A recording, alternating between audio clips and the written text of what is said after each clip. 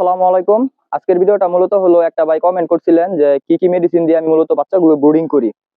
এই যে দেখেন মাশাআল্লাহ আমার এখানে কিছু বাচ্চা আছে, পরে এই যে এইখানে কিছু বাচ্চা আছে, এদিকে কাছে এই যে দেখেন মাশাআল্লাহ এই বাচ্চাগুলোর বয়স আজকে 10 দিনের মতো হয়ে গেছে মাশাআল্লাহ।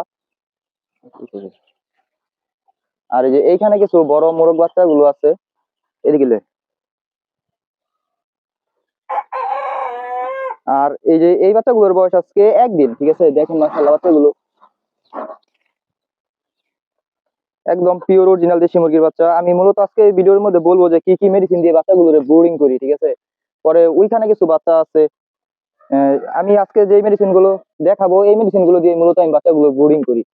এই যে মেশিন থেকে যখন বাচ্চা কাছে এনে ধর, ওষুধের মধ্যে মেশিন থেকে যখন বাচ্চা ফুটে বের হয় তখন আমি এই যে এই ওষুধটা দিই, ঠিক আছে। এটা হলো একটা গ্লুকোজ 500 গ্রামের। এই ওষুধটা মেশিন থেকে বাচ্চা যখন ফুটে বের হয় তখন দিই। আর এটা প্রথম দিন চলে এই ওষুধটা।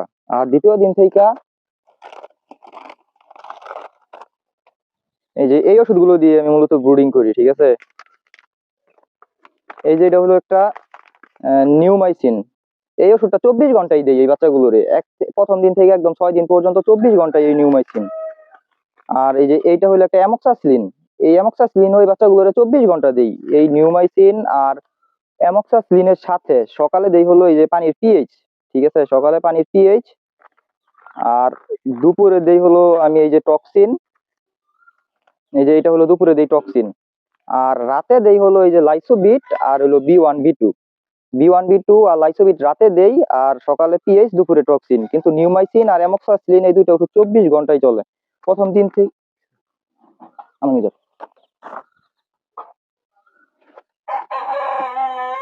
প্রথম দিন থেকে 6 দিন পর্যন্ত এইভাবে মূলত আমি ওষুধগুলো দিই, এইভাবে বাচ্চাগুলোর ব্রুডিং করি।